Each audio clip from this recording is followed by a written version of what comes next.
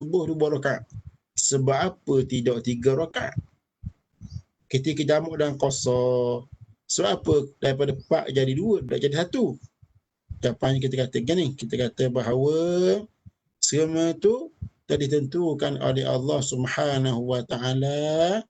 Ada pun kita ni pula, kita terima seadanya. Itu ta'abudi. Hak kedua yang panggil ma'qul al-ma'na. Ma'qul al-ma'na maksudnya kaya boleh kita fikir dengan otak kita dari segi logik. Secara umumnya dalam Islam kita ni perkara yang berkaitan dengan pitih, harta benda, transaksi, keuangan dan seumpamanya dan bab muamalat. Kebiasaannya guna otak boleh. Anak nega apa benda?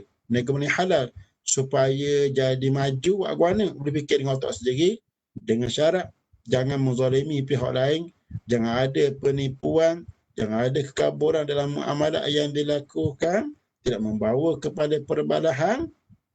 Bila ada waktu, bolehlah nega apa saja, ikut kreativiti yang kita ada, nak buat COD ke dan seumpama atas kita belaka. Itu bab keuangan. Ada pun dalam kata ibadah, ia ta'abudi, terima seadanya. Dalam bab korban, bila syarat menentukan bahawa yang boleh buat korban itu al-an'am, iaitu biri, kambing, lembu, kuba, unta. Maka tak boleh kita buat ayam atau itik atau seladang. Tak boleh. Sebab apa gitu? Sebab syarat dah tentukan begitu. Sebab apa? Wallahu alam, itu dia yang ditentukan oleh agama kita. Maka oleh kerana itu, dia bukan berkaitan dengan logik, maka kita kena ingat. Bukan kena fikir, kena ingat. Apa yang dinyatakan oleh alim ulama, cuba memahami apa yang dinyatakan oleh mereka. Dengan itu ibadat kita buat ini, insya-Allah menuju kepada kesempurnaan, insya-Allah. Baik, itu saya umum. Kemudian kita masuk sikit tentang kisah Nabi Allah Ibrahim AS. Sidang pendengar yang dikasihi sekalian. Di antara perkara yang disuruh oleh Islam kita ialah kita mengikut, kita tiru jejak langkah orang yang baik. Di antaranya ialah orang yang mana kita sebut sama dalam sembahyang kita. Ketika kita berselawat di tahiyat akhir, kita sebut kama sallaita ala Ibrahim. Kama sallaita ala Ibrahim wa ala ali Ibrahim. Sebagaimana engkau selawat kepada, sebagaimana engkau berkati Nabi Allah Ibrahim dan keluarganya. Siapakah keluarga Nabi Ibrahim AS? Siapakah dia Nabi Ibrahim AS? Sebut sama dah. Sebut sama dah ni. Maka hari ni kena kenal sikit. Tahu belah kedah ni. Cuma ulang kaji bersama. Sedang pendengar yang dikasihi sekalian. Nabi Ibrahim AS ditakdirkan oleh Allah Ta'ala payah boleh anak. Dah lama berkahwin tapi payah boleh anak. Sampai hari tua barulah dikurniakan anak oleh Allah Subhanahu Wa Ta'ala. Dalam Quran jelas tu. Ketika mana tua barulah dapat anak. Jadi saya cerita sikit. Ketika mana Nabi Allah Ibrahim AS dihalau oleh orang kampung dia yang menyembah berhala di Babylon. Maka Nabi Allah Ibrahim AS pun keluar dari kampung sebab dia kena halau. Sama ada dia keluar atau dia dibunuh. Nabi Ibrahim AS dia tuju ke Mesir. Sampai di Mesir, Nabi Ibrahim AS diberitahu bahawa orang Mesir ni, Raja Mesir ketika itu, dia suka kacau bini orang. Mana-mana orang nak masuk ke negeri Mesir, kalau bawa bini tu kena pergi tidur dengan raja terlebih dahulu. Bini orang. Baik. Jadi Nabi Allah Ibrahim AS yang telah meninggalkan negeri di Babylon kerana dihalau oleh kaum dia sendiri, tidak mampu lagi undur ke belakang. Sebab jadi beruang orang. Nabi Ibrahim AS telah berfikir panjang, lalu dapat satu akalan, satu idea. Dia ambil isteri dia Hajar ketika itu, kemudian diletak dalam tong. Bila berpindah randa, ada tong kan. Tok lantong, tok lah atas kenderaan. Siapa dekat sempadan Mesir, maka pegawai pun cek lah. Cek jumpa buka tong, ada orang puan seorang. Jadi pegawai tanya dia soal sidik, akhirnya pegawai tu syok, ada satu yang tak kenal. Lalu perempuan itu isteri Nabi Allah Ibrahim AS yang bernama Sarah dibawa ke istana raja. Oleh kerana Sarah ni ada rupa paras yang comel, maka raja pun wajah kepada dia.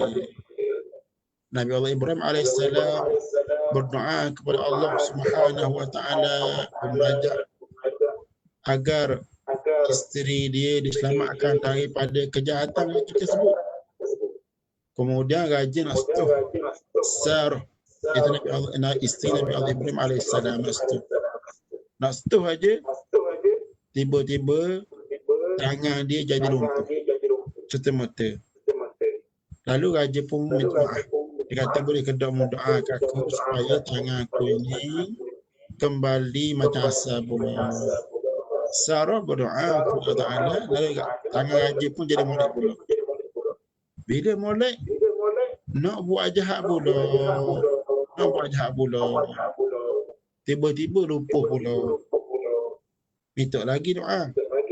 Cukup kali ketiga, gitu juga. 3 kali dah. Bila kali ketiga ni, raja kata gini dah. Awak bebas dah. Awak bebas, saya tak percaya dah awak ni. Dan oleh kerana saya dapati awak ni orang yang baik, maka saya hadiah dah ke awak ni seorang hamba perempuan. Hamba perempuan. Hamba perempuan ini adalah nama dia Hajar. Berilah kepada isteri Nabi Ibrahim AS, Sarah. Jadi Nabi Ibrahim sekarang ni ada isteri dan ada hamba. Hamba bukan hamba dia, hamba kepada isteri dia. Dia akan cerita, siapa ketua Nabi Allah Ibrahim AS ni dah dapat anak. Maka dia temenung. Biasa dah. Berkahwin dah dapat anak, biasa tu. Dia temenung panjang macam mana. Isteri dia perasan bahawa suami dia ni rasa susah hati lah tak ada anak. Lalu isteri dia itu Sarah alaihissalam kata kepada Nabi Allah Ibrahim alaihissalam, dia kata ginilah, supaya zuriat kita ni ada, apa kata kalau awak kahwin dengan hamba perempuan saya ni yang bernama Hajar. Hajar tadi kan dia merupakan seorang hamba bagi raja kan, maka nak ia hadiah kepada Sarah isteri Nabi Ibrahim alaihissalam. Kemudian Sarah mencadangkan kepada Nabi Ibrahim alaihissalam supaya berkahwin dengan hamba dia, mudah-mudahan dapat zuriat. Maka Nabi Ibrahim setuju, Hajar dimerdekakan dan berkahwinlah.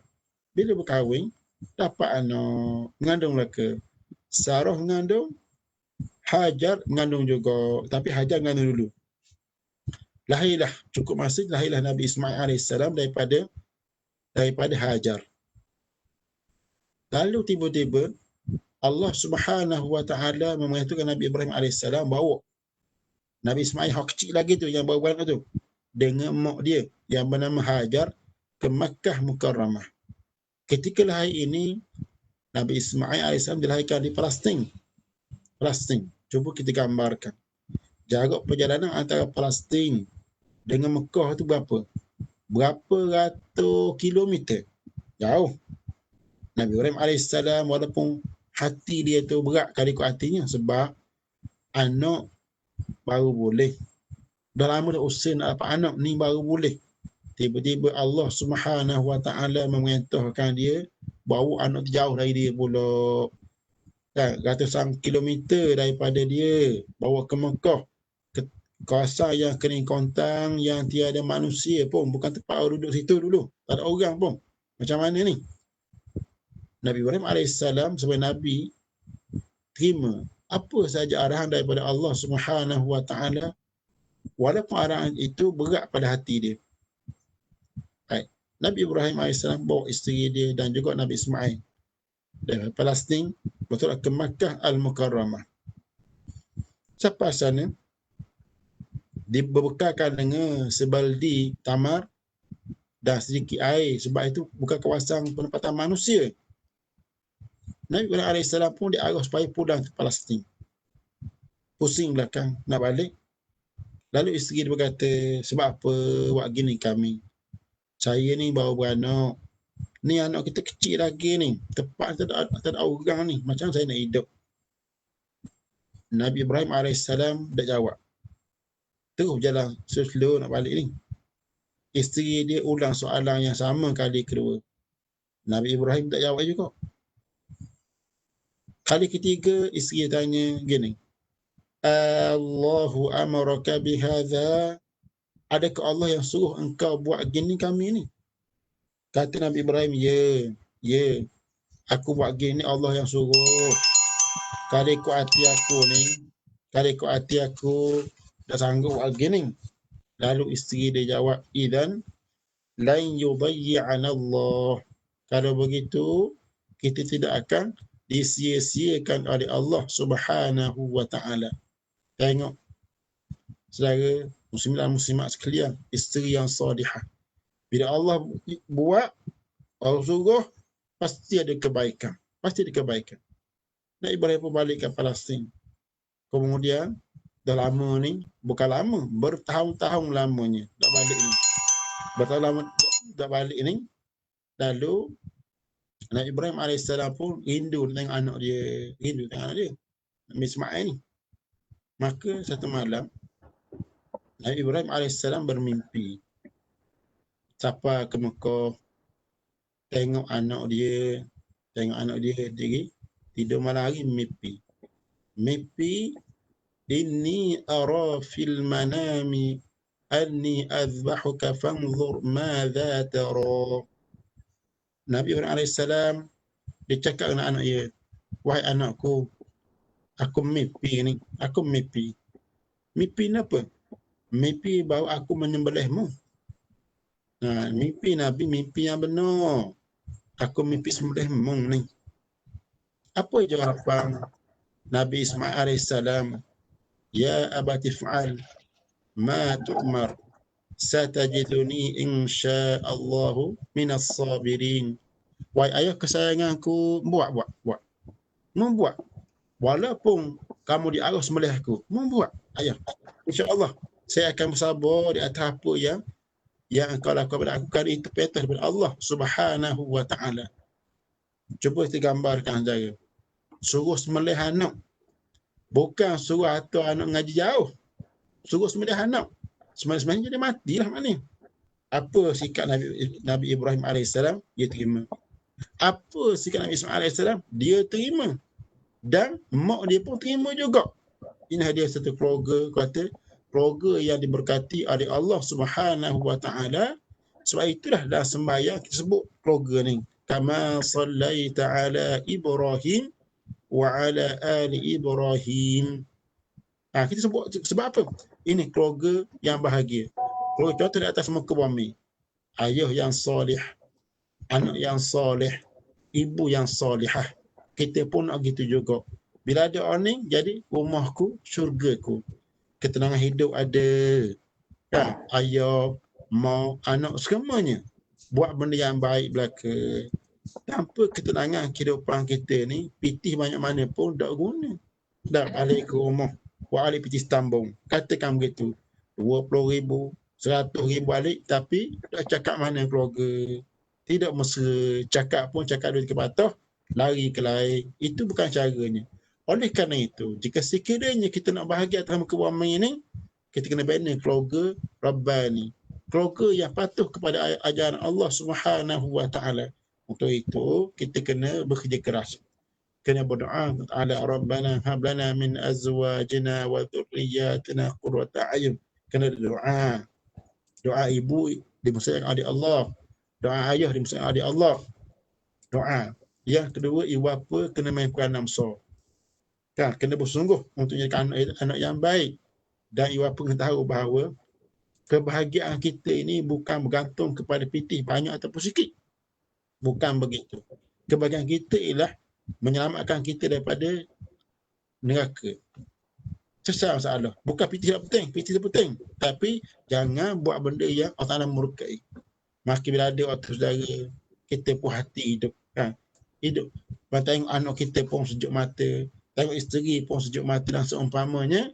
Jadi kata ketenangan itu akan diberi oleh Allah Subhanahu wa Ta'ala. Dan di arah kita nak jadi baik ini, bukan semua arah syarat itu tepat nafsu kita. Nabi Ibrahim AS, dia kata sembelih anak. Kalau ikut nafsu kita pakai ayah ni tau, Allah sembelih anak kita. Ketika dia berkorbankan anak kita. Tapi Nabi Ibrahim ikut juga gitu. Sebab apa? Sebab bukan semua benda yang benar itu menepati nafsu kita. Ingat, keadilan, kebenaran tidak selamanya akan berpihak kepada kita semua.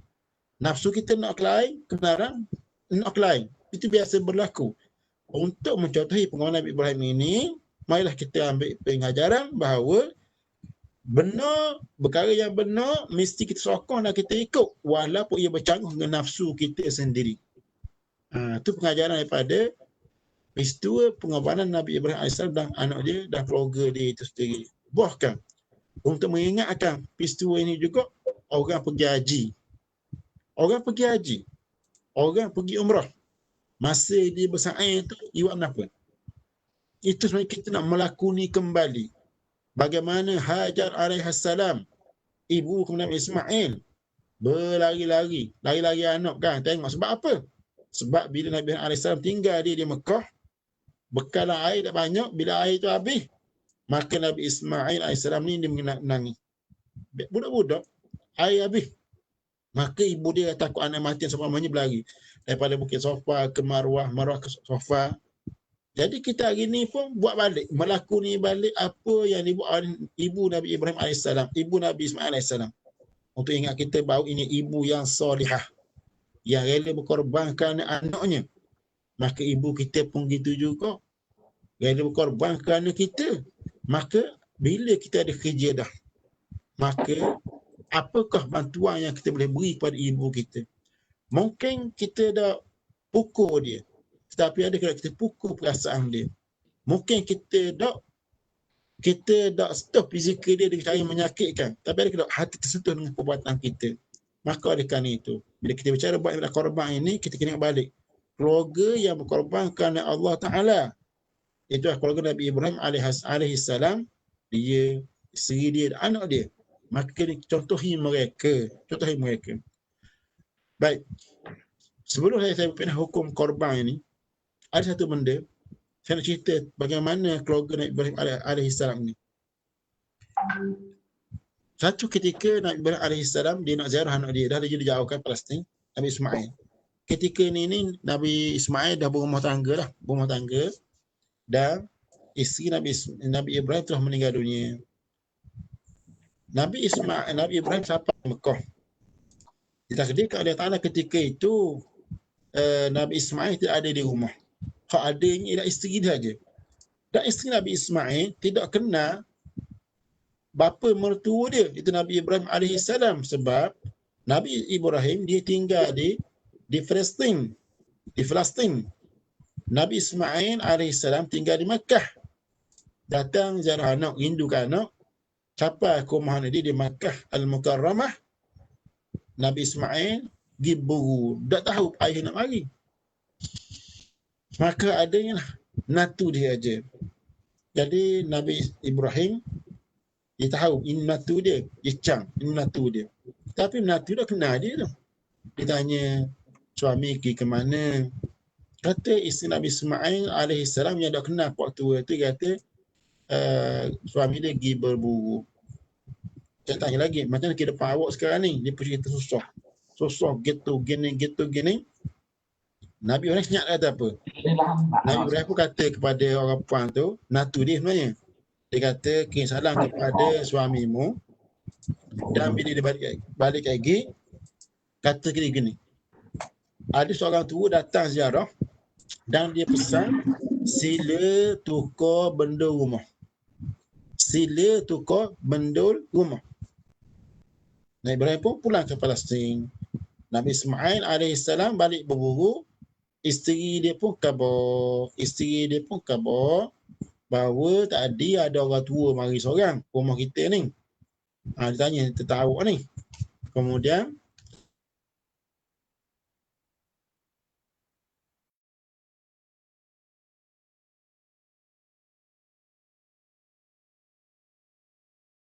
sebenarnya orang tua tu ayahku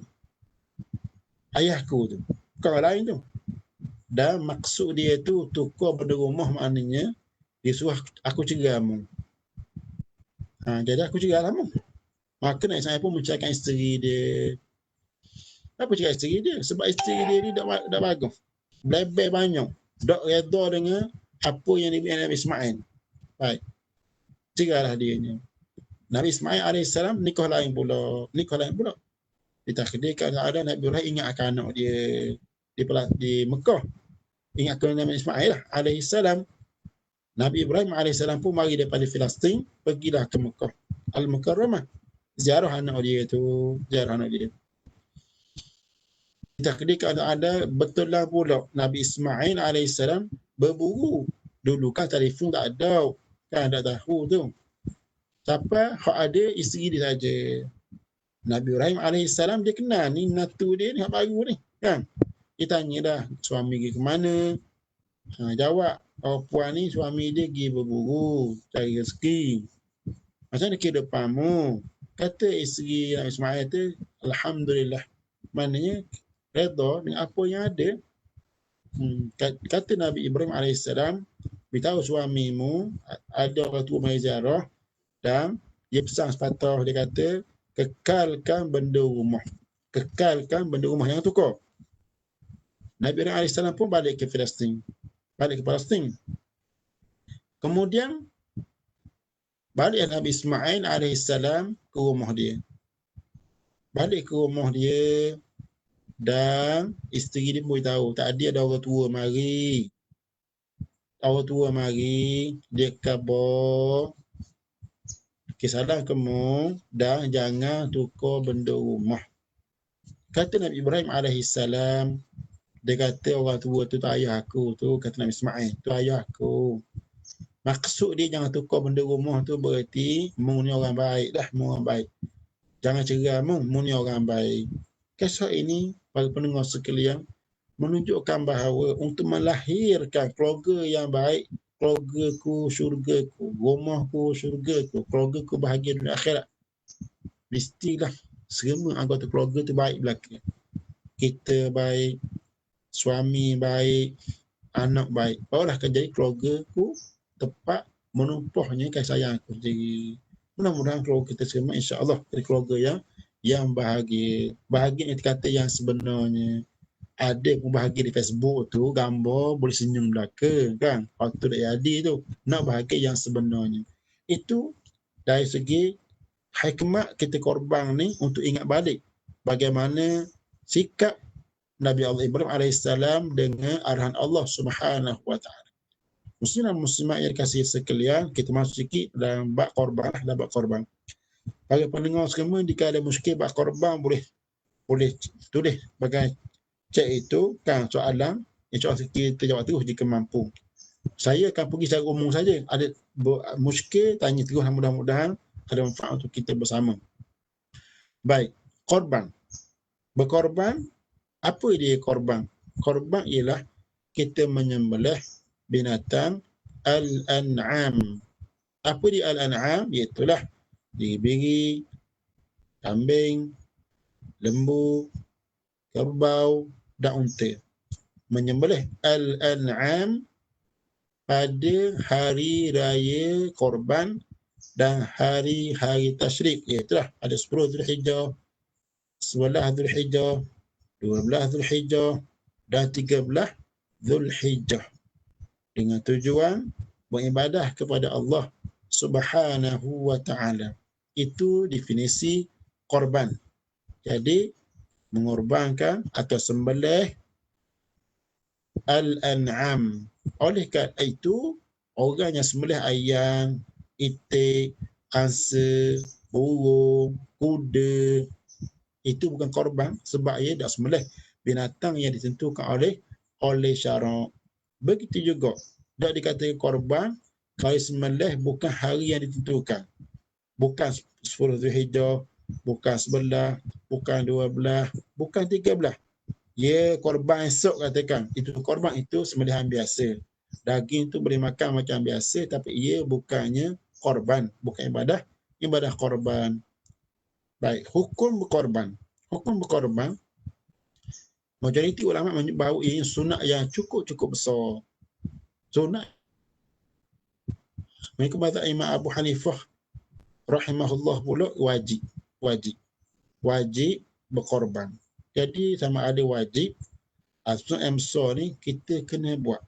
Al-Imam Syafi'i menyatakan bahawa aku dah izin.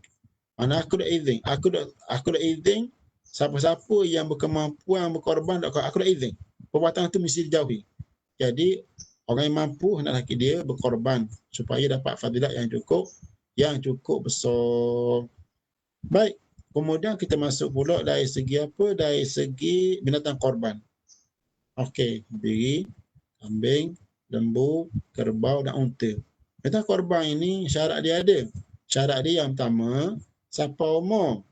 Yang keduanya ialah jangan ada cacat yang mengurangkan dagingnya. Berkaitan siapa umur ni pula, ia sama ada siapa umur atau gigi di luruh. Gigi mana? Gigi bawah-bawah. Binatang-binatang ni gigi bawah, kan belah atas. Jadi orang ni kena wajib orang lama dah tengok gigi macam mana tu. Ada 4 potong biasanya dia dulu. Itu gigi. Atas siapa umur juga boleh rujuk kepada orang bagang yang beli binatang tu lah. Baik. Yang kedua, binatang hak nak korban ni pula jangan ada cacat. Ini ada isu. Jangan ada cacat. Cacat ni gini cerita dia. Supaya kita faham. Kalau diandaikan kita pada pendengar semua ni, tak? Maknanya kita nak beri hadiah kepada raja seekor lembu. Katakan seekor lembu ataupun seekor kambing atau kubah ke, kita beri. Baik. Agak-agaknya kubah atau lembu yang macam mana yang kita akan beri ke raja? Ada kita akan beri kubah yang tak ada kaki, atau lembu tak ada kaki, atau lembu tak kesek. Maka kita akan beri binatang yang terbaik. Begitu jugalah binatang korban ini, jangan ada cacat yang tak sabah, yang tidak sesuai untuk jadi hadiah kepada orang-orang besar dalam kehidupan kita ni. Tu kata kunci yang mudah, kan? Tu kata kunci yang mudah untuk kita faham bersama. Jadi lembu ni cakap mudah. Dalam kitab Majmu' oleh Imam An-Nawawi rahimahullah ta'ala, jelas nyatakan satu persatu. Jadi bagus kalau orang di universiti ni bahagian binatang, dia buat kajian hal ni. Bagus nanya. Baik. Cerita hamuluk. Saya cerita cara cepat cacat yang kita jauhi. Dan kita pakai sebut tidak sah berkorban dengan binatang yang tak ada gigi. Gongok semua sekali. Kalau kita fikir tak, ada ke orang makan gigi? Tak ada kan? Nak rebus gigi? Tak ada. Sebab apa? Binatang tiada gigi tak sah buat korban. Sebab apa? Bukan soal daging dia. Soalnya lah, benda gini tak sesuai untuk buat hadiah kepada orang besar. Maka tak sah kita korban dengan binatang tak ada gigi, binatang yang buta mata dia sebelah atau dua belah, atau binatang yang terpotong kuku. Telinga dipotong. Potong terus. Kan? Telinga dia tu potong, cabut se. Tak sah buat korban. Atau yang dikerak ekor dia. Ada pun telinga lembu yang berlubang disebabkan dia pakai alat tertentu tu, maka itu sah buat korban dengannya kerana lubang yang dibuat itu ada keperluan dia dan tebuk semua tebuk halus, bukan besar. Lagi juga lembu yang tempang tak sah dibuat korban. Jadi bab-bab ni semua saya rasa jelas untuk kita semua. Comanya dari segi jantina binatang nak korban binatang ni, binatang apakah yang paling afdal kita buat korban, betina atau jantan? Jawapannya ialah yang jantan. Kemudian timbul soalan lagi tak? Boleh ke tidak kita buat korban yang betina? Jawapannya boleh. Kan? Ingat, boleh kita korban dengan binatang yang betina.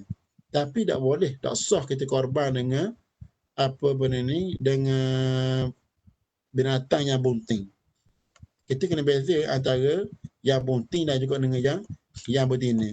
Kan? Yang bunting dan yang betina tu kita kena beza antara dua tu. Yang betina sah korban dengannya. Yang bunting tak sah korban dengannya. Saya rasa ni jelas untuk kita menang. Jadi ada punya afdalnya ialah yang afdal ialah kita korban dengan binatang yang jantan. Baik. Boleh kita nak korban dengan binatang yang dikasih. Jawapannya boleh. Yang dikasih jawapannya boleh. Baik, ada soalan daripada pendengar kita. Boleh ke niat bahagian korban untuk anak kecil yang belum balik? Baik, itu termasuk soalan. Boleh ke niat korban untuk anak kecil yang belum balik? Baik. Korban ini ada untuk diri kita sendiri, ada untuk orang lain. Okey, kita baca dulu. Ada korban untuk diri kita sendiri dan juga ada untuk orang lain. Untuk diri sendiri pula dia ada dua lagi, iaitulah korban sunat dan korban nazar. Untuk korban sunat ini, maka bila kita nak korban sunat, daging tu nak buat macam mana? Kan? Okey. Daging tu ini bab pengurusan daging korban. Bagi korban sunat, daging ini katakan saya dah korban seekor kambing. Katakan begitu.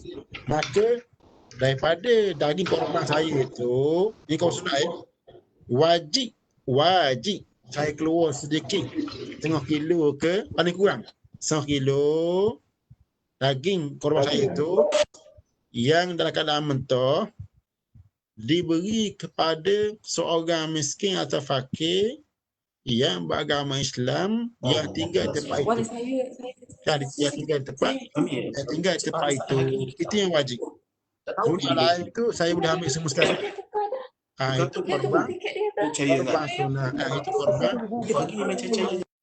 Hak paling afdalnya macam mana? Hak paling afdalnya ialah saya korban kambing seekor, saya ambil sikit saja untuk makan, hak lain saya bagi ke orang miskin semua sekali. Dalam keadaan mentah. Itu afdal. Baik. Saya korban yang pertama korban sunat untuk diri sendiri. Yang kedua korban nazar. Dan saya nasihat jangan menazar. Sebab menazar ni risiko dia tinggi. Masa kita semangat lah apa, dah kita lemah semangat, payah. Baik, menazar gini, saya kata. Ingat menazar okey, saya kata saya menazar korban. Bila saya sebut begitu, jadi wajib dengan syarat. Saya sebut dengan mulut. Saya menazar korban. Bila saya sebut saya menazar korban, maka kata korban apa? Korban kambing. Maka saya pun sembelih kambing tu korban. Semua sekali, termasuk kulit, termasuk perut, lidah, semua sekali. Saya wajib beri kepada orang miskin dalam keadaan mentah dan saya haram makan daging tersebut. Dan juga saya haram makan daging, ada juga haram dimakan oleh orang yang wajib saya tanggung. Itu hak nazar. Baik. Jadi oleh kerana itu, ia implikasi nazar agak berat ke atas diri kita. Nasihat saya jangan menazar. Nak korban. Baik. Kemudian pula kita itu korban untuk diri sendiri. Sama ada sunat ataupun nazar. Hukum dia ada beza sedikit. Kita masuk kepada korban untuk orang lain. Untuk orang lain itu ada dua keadaan. Satu, korban untuk si mati. Dua, korban sebenarnya soalan ini untuk anak kecil yang belum balik. Korban untuk si mati boleh dengan syarat. Si mati pernah berpesan kepada kita supaya buat korban untuknya. Ayah kita, mak kita, tok kita, dia pesan kita bahawa akan datang bila musnah senang, muturlah korban untuk aku deh. Dia pesan gitu. Bila dia pesan begitu, maka dia pun mati. Maka selepas dia mati itu, bolehlah kita korban untuk dia. Tapi jika sekiranya Orang tu kita tak wasiat apa-apa pun, tak pesan apa-apa pun. Dia sendiri yang nak korban tersebut tidak sah. Tidak sah. Tapi daging itu ya daging biasa dan boleh makan macam biasa. Boleh makan macam ke? Makan biasa. Tapi bukan korban lah. Jadi untuk korban si mati boleh jika sekiranya si mati pernah berwasiat kita buat korban untuknya. Baik, korban untuk orang lain juga adalah korban untuk anak kecil yang belum balik lagi. Baik. Jadi anak kecil yang belum balik ni anak kita lah. Anak kita, jawapannya boleh. Boleh. Kita korban, katakan piti kita lebih, kita ambil 3 bahagian. 1 untuk kita, 1 untuk isteri kita, 1 anak kecil kita. Boleh. Boleh. Dengan syarat. Korban untuk anak kecil, syarat dia gini. Syarat dia ni ialah piti itu piti kita. Haram kita guna piti anak kita kecil tu. Kita ambil piti dia, kita korban untuk dia. Jawapannya hukumnya haram, tak boleh. Boleh korban untuk anak kecil jika sekiranya kita guna piti kita sendiri. Maka hukumnya adalah boleh. Boleh. Jadi, anak kecil kita dapat pahala korban, kita pun dapat pahala hibah. Pahala kita beri beri hadiah kepada dia. Dapat pahala. Jadi, apanya hukumnya ialah boleh berkorban untuk anak kecil kita dengan syarat belanja korban itu tidak melibatkan harta anak kecil kita. Piti kita sendiri, bukan piti dia. Kalau melibatkan piti dia, hukum adalah haram. Kita berbuat demikian kerana anak yang belum balik ini mereka tidak layak untuk menguruskan harta benda dia. Harta benda dia oleh bapa tiba-tiba berkorban harta tersebut, maka mengurangkan kuantiti kita anak-anak tersebut. Itu berkaitan dengan berkorban untuk anak-anak kecil. Baik. Kita masuk, ada soalan terus di sini, kita belakang insya-Allah. Baik, kita masuk yang berikutnya ialah pengurusan daging korban. Okey. Pengurusan daging korban. Dinyatakan dalam jawapan tadi bahawa korban ini ada apa? Korban, okey saya pecahkan saya detail. 1 korban sunat. Yang kedua korban wajib. 1 korban sunat, 2 korban wajib. Untuk korban sunat, contohnya ialah apa korban sunat baik? Korban untuk diri sendiri, korban untuk orang lain. Itu korban sunat. Korban untuk diri sendiri ada. Saya korban untuk diri saya sendiri. Maka bagaimana nak urus daging tersebut? Urus daging tersebut ialah bila saya korban sunat untuk diri saya sendiri, maka kena apa yang wajib atas saya? Yang wajibnya ialah saya keluarkan sedikit, cakap mudahnya lah 1/2 kilo lah. Ambil 1/2 kilo itu, ya, mentah-mentah. Saya kena beri. Wajib saya beri kepada orang miskin yang beragama Islam, yang tinggal di tempat kita sembelih binatang tu. Beri 1 kilo ke yang itu, yang lain saya boleh makan semua sekali. Saya boleh makan semua sekali. Saya nak buat jamu pun boleh. Nak beri ke orang kaya pun boleh. Dengan syarat jangan beri kepada orang yang bukan beragama Islam. Apa yang afdalnya? Daging korban sunat apa yang afdalnya? Apa yang afdalnya ialah saya korban, sikit saya ambil, hak lain saya beri kepada orang miskin semua sekali. Itu paling afdal. Makan sikit, kemudian hak lain kita beri kepada orang miskin dan kalau mentah. Semua sekali kita beri. Itu yang afdalnya. Baik. Korban sunat juga ialah korban sunat untuk si mati. Tadi untuk si mati. Untuk si mati dengan syarat ketika hidup dia pernah berpesan kita bahawa mengkorban untuk aku lepas aku mati turun korban dia kata gitu. Maka kita berkorban untuklah dia. Adakah wajib korban untuk dia? Tak wajib. Bukan wajib satu cadangan aja. Kita nak korban pun boleh, tak korban pun boleh. Tiba-tiba kita korban untuk dia. Maka daging korban untuk si mati ni, cara nak urus macam mana? Kita wajib kita beri orang miskin semua sekali. Walaupun dia sunat, oleh kerana untuk si mati, maka wajib kita beri orang miskin semua sekali.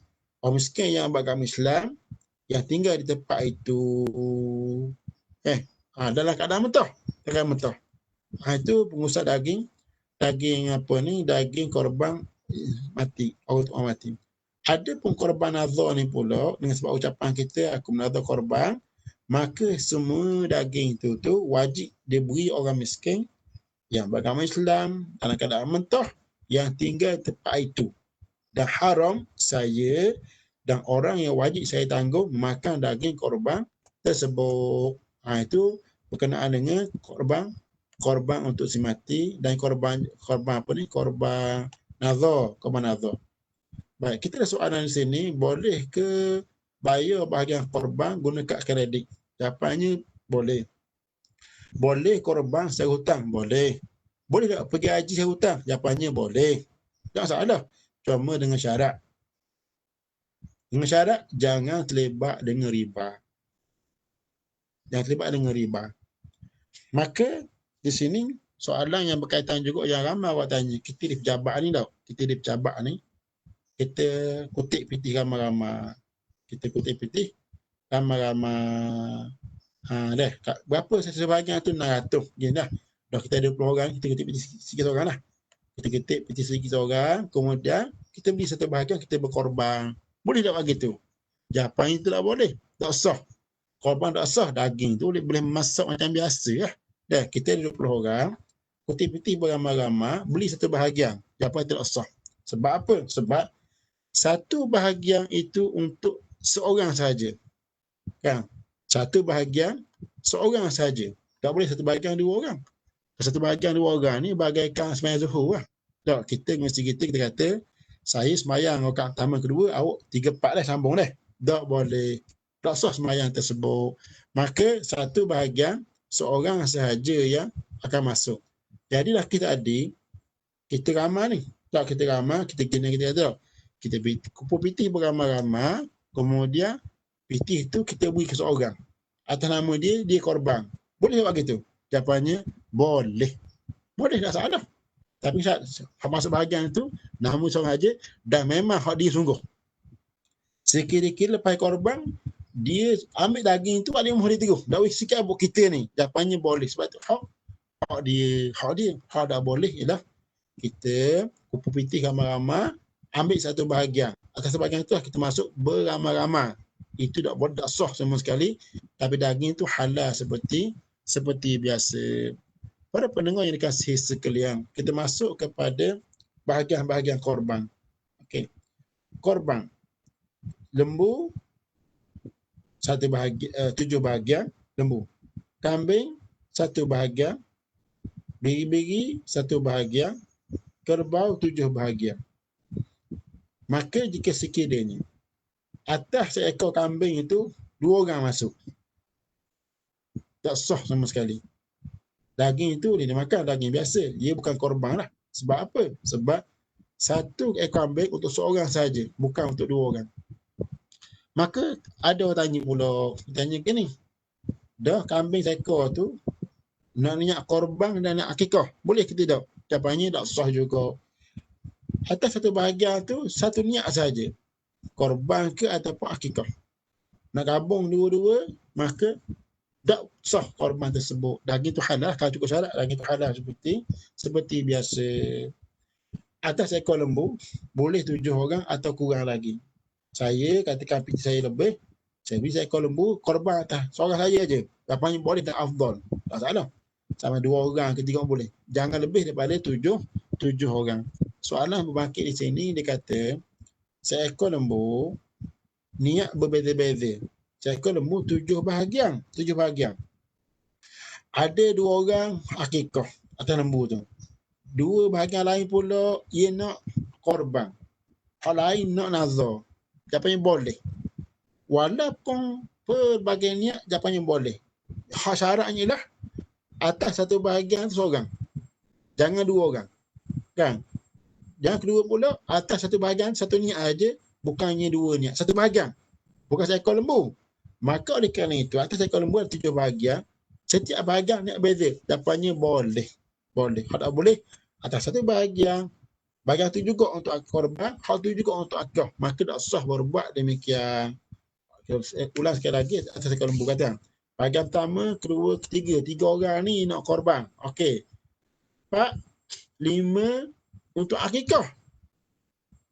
6, 7 makan biasa. Sah korban tersebut. Sebab apa? Sebab kerana setiap bahagian tu niat dia bahasa asing, dia nak menjejaskan bahagian-bahagian yang lain. Baik. Soalan berikutnya timbul sendiri kata, dalam keadaan sekarang, mana lebih afdal, korban di tempat sendiri atau luar negara yang ada rakyat yang susah dan miskin?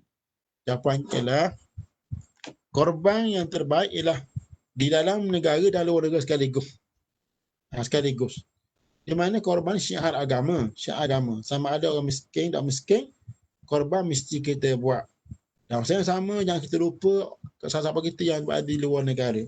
Muslim-muslimat sekalian, dalam hal ini, kita akan dapat melihat dengan jelas isu korban luar negara bila kita suka merantau. Saya kita ada antara orang yang suka merantau sana kemari dan negara miskin, bukan kaya. Kalau kaya ni kita dah suka pergi mana. Baik, kalau kita pergi dekat orang miskin, maka contoh kita pergi Kemboja kan, kita pergi ke Sumatera dan seumpamanya. Ada orang kata orang Kemboja ni setahun tak jumpa daging sekali habuk. Setahun sekali tak makan daging pun. Susah melainkan korban. Betul ke tak? Saya pergi ke Kemboja Alhamdulillah di Poi Pek, kan, Darul Ulum Poi Pek. Di mana saya tanya pasal tu. Tanya, memang betul. Tempat dia tu makna kalau makan daging tu setahun sekali tu mujur. Memang miskin. Tempat saya pergi tu, kalau muda-muda gagah 10 orang tak ada rumah, terbalik. Kan? Maknanya nak itar rumah boleh. Itar kat latar pun nampak, ikut dinding pun nampak, terlalu daif. Rumah dia pula dia tinggi dan di bawah rumah ada buah. Ada tali tu. Kalau ada patah, ikat atau pokoknya dua tu, ikat, naik, kalau kata dia berayung gitu.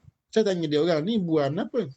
Dia kata kami, bila anak ramai sikit, rumah spek, maka mana hak besar, dia kena tidur di bawah rumah dalam buayang tu malam hari. Cuba kita gambarkan dari anak kita gitu, anak kita. Tak kan? Ni oleh kerana itu, bila tengok kesusahan dia orang ni, menasabah. Ada orang kita ni, pergi korban luar negara. Sebab apa? Sebab ia melihat sendiri bagaimana susahnya orang yang berada di luar negara. Tempat kita Malaysia kita ni, Alhamdulillah. Kita ni bayangkan syurga atas muka bumi kita ni. Kan? Orang yang baik, rezekinya comel, dan kadang cuaca kita pula baik, jadi maka peliharalah bumi kita yang betul ini. Kan? Jangan sama sekali kita lebat dengan orang yang suka sangat memandang rendah kepada orang kita sendiri. Besok Malaysia, besok orang Melayu nampak komang sepanah terus. Tak betul. Kita pergi luar negara, orang negara kita kata kita ni merupakan orang yang baik. Bukan guru saya seorang daripada Maghribi, nama Dr. Mahfuz Agraham. Bagi dia kata, kalau dia tengok keadaan yang ada ni, dia kata orang Malaysia ni antara orang yang paling ramai masuk syurga. Ya, kita kabur gitu aja. Sebab apa? Melihat kepada akhlak orang kita. Ya, dia kata gini. Dia kata jangankan orang, dia tengok lembu pun baik. Gitu. Nah, kau bagaimana dia rasa menghargai orang Malaysia kita, jahat tu ada dah. Memang jahat tu ada di mana-mana. Cara umumnya begitu. Maka oleh kerana itu, masalah berkorban luar negara, tempat yang benar-benar memerlukan bantuan tu, kita kena beri. Setakat saya pergi benda tu, dia macam di Thailand, macam Kemboja, di Laos, di Sumatera, bukan di Jawa sendiri, tempat tu memang perlu kepada orang kita ni. Dan pendengar kena ambil ingatan deh. Ya, orang luar negara ni, kalau dia beragama, kalau jika sekiranya mereka ni ada masalah keuangan, tempat yang dituju ialah Malaysia kita. Bagi dia orang Malaysia ni hamba hati. Dan ini satu benda untuk orang Terengganu. Dan orang Terengganu terkenal dengan penyumbang yang terbesar untuk Asia Tenggara. Walaupun miskin, tapi bila dengar orang kita susah, orang kita bantu. Jadi oleh kerana itu, masalah luar negara ni, berkorban di luar negara tempat yang benar-benar susah. Dan pastikan orang yang kita wakilkan itu orang yang jujur. Itu kena jaga tu. Orang yang betul-betul jujur. Dan walau bagaimanapun, jangan lupa korban tempat sendiri. Mana tempat sendiri pun kita buat, di luar negara kita buat juga. Baik. Saya pendengar yang dikasihi sekalian. Kita masuk lagi bab korban kita ni berkaitan dengan sembelih dan agihan daging. Untuk sembelih. seekor lembu masuk 7 orang. Setakat yang saya buat kajian bab sembelih bab korban ni bermula tahun 2005 sampai ke detik ini. Kan? 2005 sampai detik ini. Saya belum pernah bertemunya orang sembelih lembu 7 orang sekaligus. 7 orang tu dia masuk bahagian korban, 7 duk gorok lembu, duk sembelih lembu. Saya tak temu lagi. Saya ada kata adab, saya tak temu lagi.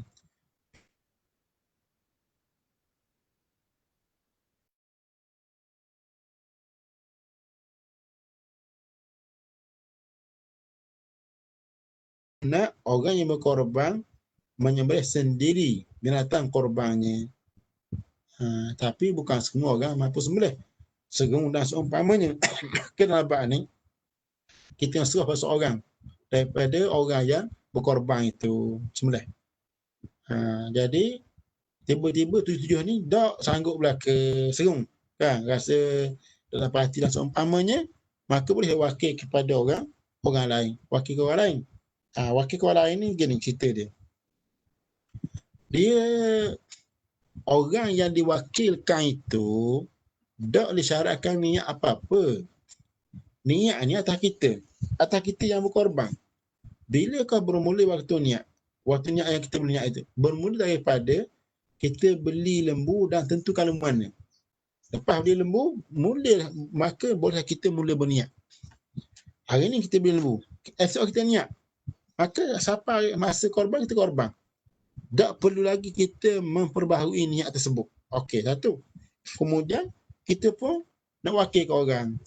Saya nak lagi bahawa orang yang kita wakilkan untuk sembelih itu tidak wajib berniat apa-apa. Niat atas kita. Wakil kita macam kepisah.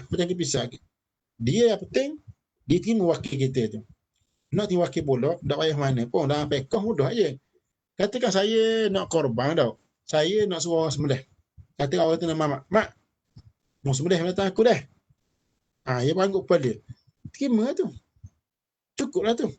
Kan? Tapi apa pun, ada pun kita buat tu gebuk. Dan tak salah beradong sikit. Letak nama lagi hal tu boleh. Tapi kalau ada pekoh, kita kata tadi, Mak, sembelih setuju tak apa. Dah kisah lah tu. Jadi, hak saya buat lah. Mungkin ke kawan kita lain orang lain cara, tapi saya buat supaya tak berlaku benda yang kata kurang elok gini. Kalau kita buat bila hari sembelih tu, hari korban tu, kita panggil belaka 7 orang lah. Okey, tanya ni lembu korban ni tau. Berapa orang nak korban ni? Tanya tu. Okey, 7 orang. Kita tanya sepatutnya. Dia kata kita khabar dia bahawa dari segi hukum, afdalnya orang yang berkorban itu sendiri yang sembelih binatang korban dia. Maka 7 orang ni pilih seorang untuk korban, untuk sembelih. Bila 7 hati, tambah. Bila kata ambuh, dah 7 ni setuju wakil saya. Setuju. Sesah. Itu cara dia. Apa saya buat. Sebab apa? Setengah tepat. Dia lepas lembu tu dia perebah dah. Ikat baru dah nak wakil situ. Jadi itu menyebabkan lembu tu kata mati, sudah mati. Makruh kita menakutkan lembu. Sebenarnya makruh. Dalam fiqh sebut makruh kita asuh pisah depan binatang yang kita nak sembelih. Makruh. Asuh pisah depan binatang nak sembelih. Apakah lagi kalau kita ikat dah baru nak wakil. Maka orang ni kena elok lah. Itu kita kena elok, kena jauhi perkara tersebut. Bila sebut 7 orang tu nak wakil ke seorang hamba Allah, maka ketika sembelih tu 7 orang kena buat apa? Sunat bagi dia melihat binatang korban dia disembelih. Sunat tu kan itu dengan nas hadis Nabi kita sallallahu alaihi wasallam. Kita tengok tu. Baik. Lepas sembelih dah, nak goreng daging tu. Baik. Daging tu jangan capur. Asal ekor lembu tu berapa masuk 7 orang. Kena bagi sama banyak. Dipanggil qismatu ifraz dalam fiqh. Bagi sama banyak. Bagi. Bawa dacing, timbang. Tapi kena ingat ingatan. Kalau kaki 4 potong nak buat mana? Nak bagi 7 mana? Dapat ni kena halal beralah. Kena kira cara baik antara satu dengan dengan yang lain. Okey. Kemudian pula lepas melih tu tiba-tiba katakan dah masing-masing pun ambil bagian sama 7 tapak. Tapak 7 tapak ni gini. Sama ada kita bagi itu sama banyak ataupun lebih kurang bergantung kepada persetujuan semua orang yang berkorban. Boleh. Tapi kalau kata bagi sama banyak, iaitu betul-betul kena timbang. Yang betul-betul kita kena timbang.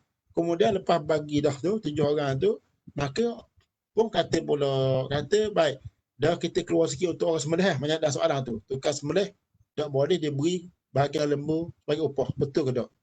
Ni kita setuhkan lagi. Sekarang ni lepas masing-masing dapat bahagian dia, keluar sikit orang. Kita keluar sikit orang untuk bagi kepada orang sembelih. Penyembelih atas apa?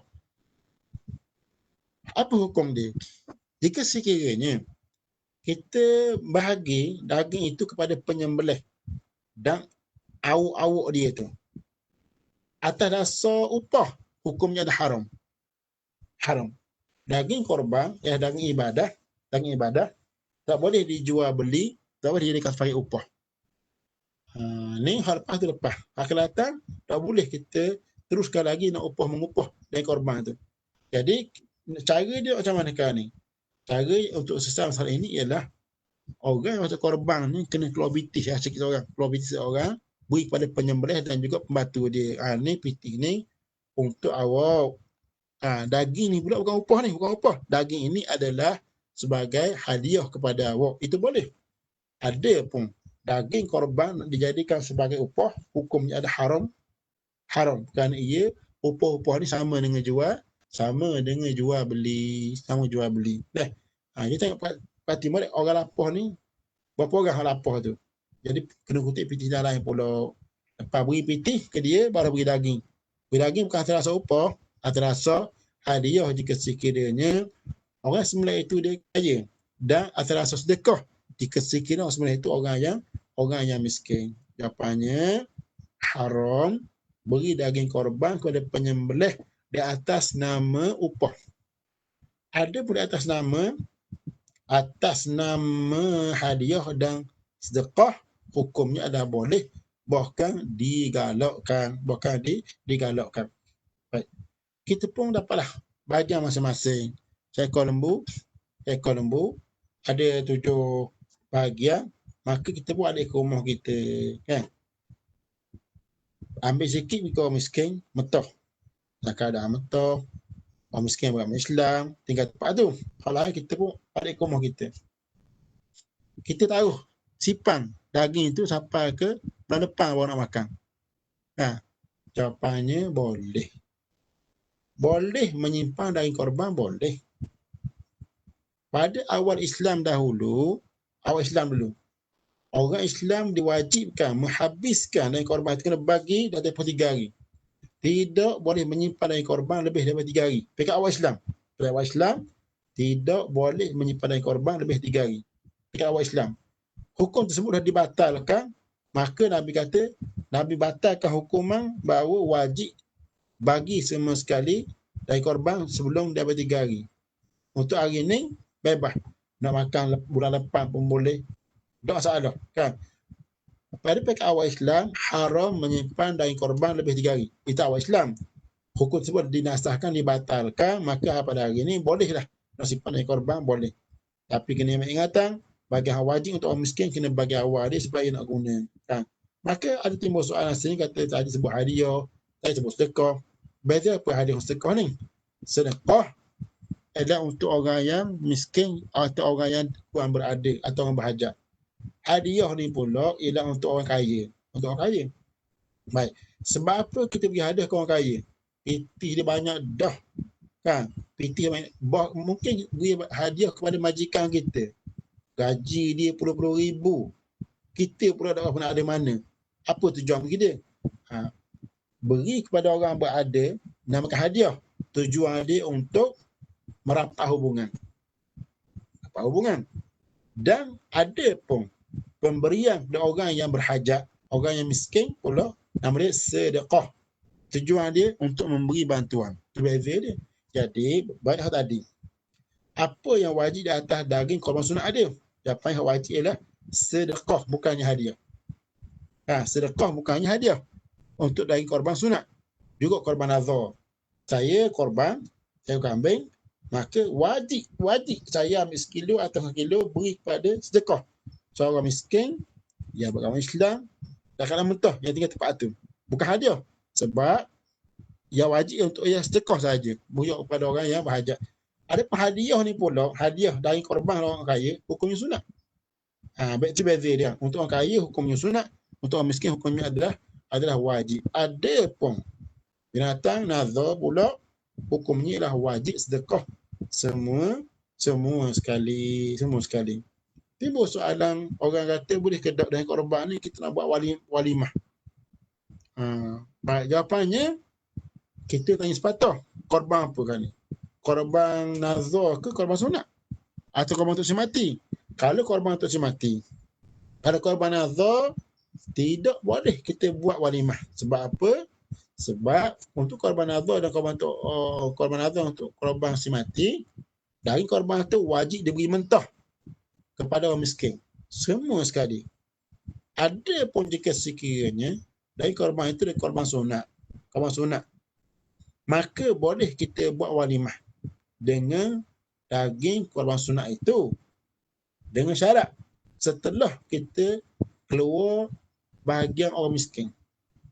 Ambil sikit bagi orang miskin 1 kilo, hal lain kita masuk dalam walimah. Jawapannya boleh.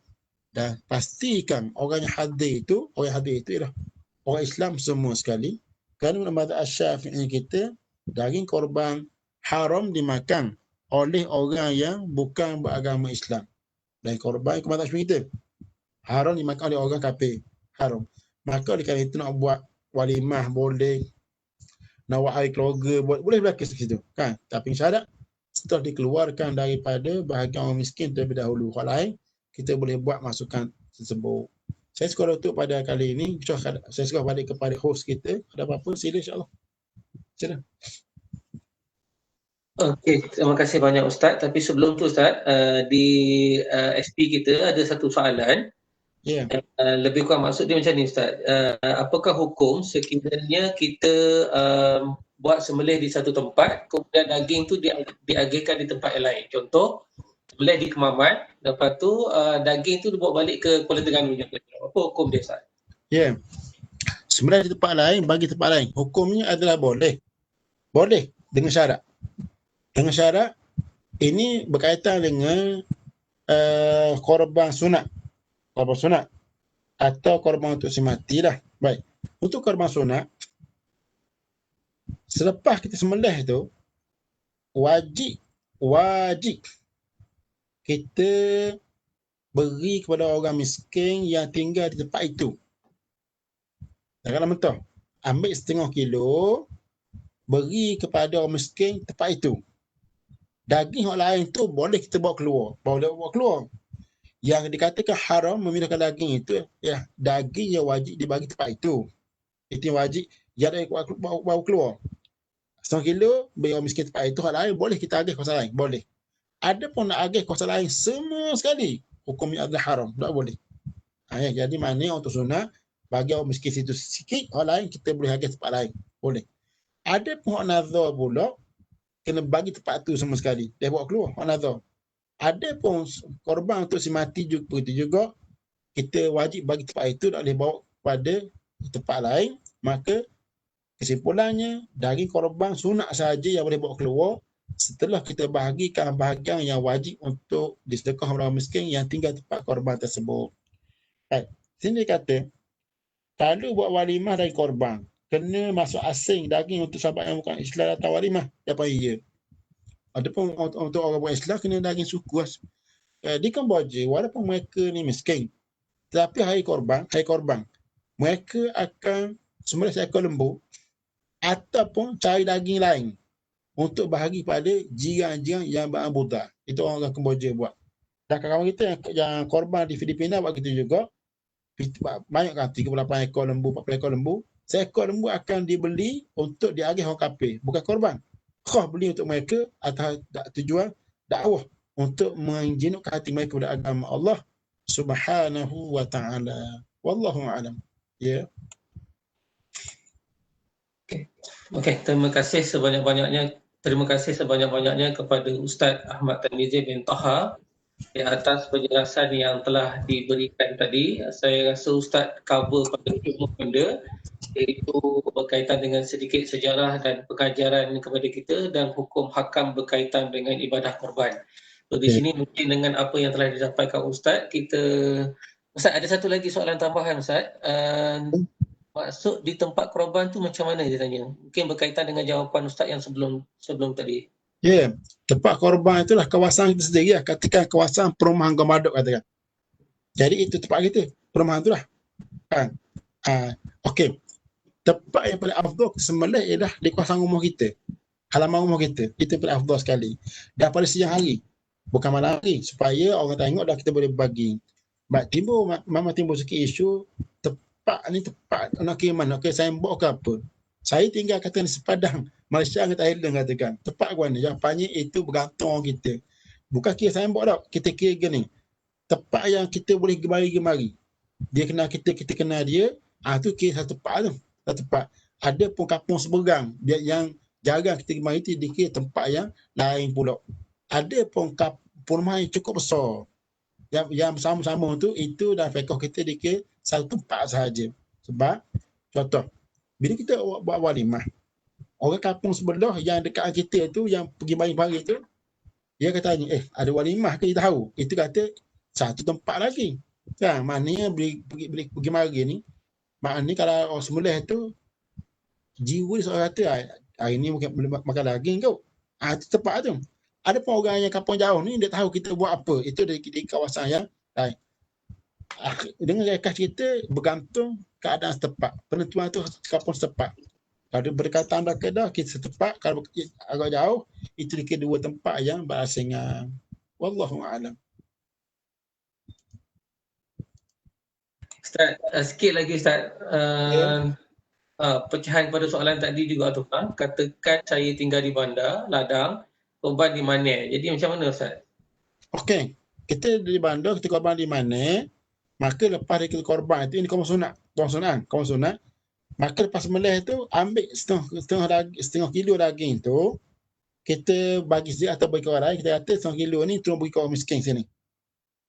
Hal lain boleh buat ladang sama sekali. Boleh lah. Sebab apa? Sebab kita pun keluar sikit bahagian orang miskin di mana yang tersebut. Maka orang boleh keluar. Ada pun buat keluar semua sekali itu tak boleh. Mesti orang miskin itu kena bagi tempat tu juga. Hal lain kita boleh bagi kawasan lain atau balik ke rumah kita, hukumnya dah boleh. Ya. Okey, terima kasih banyak Ustaz atas penerangan terhadap soalan-soalan yang ditanyakan. Kami di Pusat Alumni Keoswanan dan Jaringan Masyarakat ingin merakamkan setinggi-tinggi penghargaan kepada Ustaz kerana sudi meluangkan masa bagi memenuhi program Ambang Aidul Adha yang kita adakan hari ini, dan juga kami mengucapkan ribuan terima kasih kepada semua peserta yang mengikuti program ini. Mudah-mudahan usaha yang kita buat ini kita akan dapat memperbaikan di dalam amalan kita melakukan ibadah korban. Oleh kerana ibadah ini setahun sekali, dengan apa yang kita buat ini kita dapat betul-betul faham dan lakukan dengan cara yang dikehendaki oleh syariat. So sekali lagi kami ucapkan terima kasih kepada Ustaz. Semoga kita berjumpa lagi pada program-program yang akan datang. Sekian saja. Wabillahi taufiq wa hidayah. Assalamualaikum warahmatullahi wabarakatuh. Waalaikumsalam warahmatullahi wabarakatuh. Barakallahu fikum.